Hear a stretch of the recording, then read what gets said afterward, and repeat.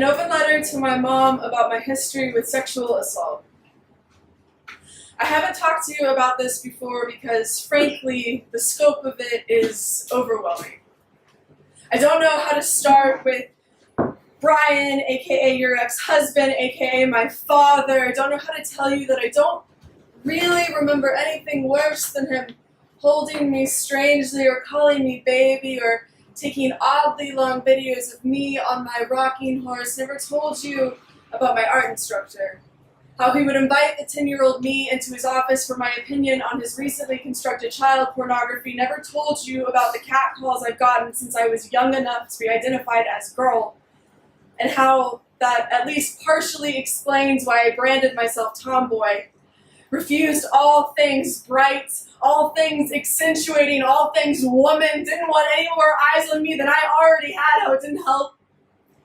How I told that guy no 12 times before he stopped and how he was so proud of himself. Never told you how my ex raped me for months. How it didn't matter if I wasn't feeling it.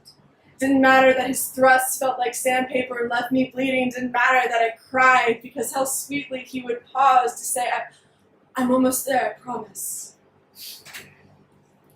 How does the daughter tell her mother these things? How does she breathe with the weight of other men's chests like anvils in her lungs? The answer is, of course, one day at a time. The answer is, of course, finding hands that don't burn when they touch you and letting them touch you, having 100 one-night stands to rediscover the joy and power of consensual sex, followed by the power to let go, to let go, to let go, until one day you wake up and your ghosts aren't still asleep next to you because somehow, without you knowing it, you learned how to break their chains. So I want you to know that I'm not talking about this because I'm scared of it, though it is fucking scary, or not processing it because it takes a fuck ton of processing. I want you to know that I'm not talking about it because it no longer serves me purpose. I have too many good things to think about to dedicate time to that. Too many bruises to heal from still living to worry about how my scar tissue is making me look. I want you to know that I am every bit the goddess you know me to be.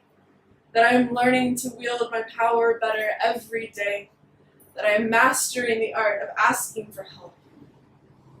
So, to the man who kept showing up at my house at night uninvited, a kind reminder that I do own a gun and fists and teeth. To the guys who have tried to isolate me, I will not be isolated. I will not be intimidated. I will accept nothing less than your absence. Walk away. To the man who stood up to his best friend, roommate, and coworker and told him, hey man, listen, you are sexually harassing this girl and you need to stop.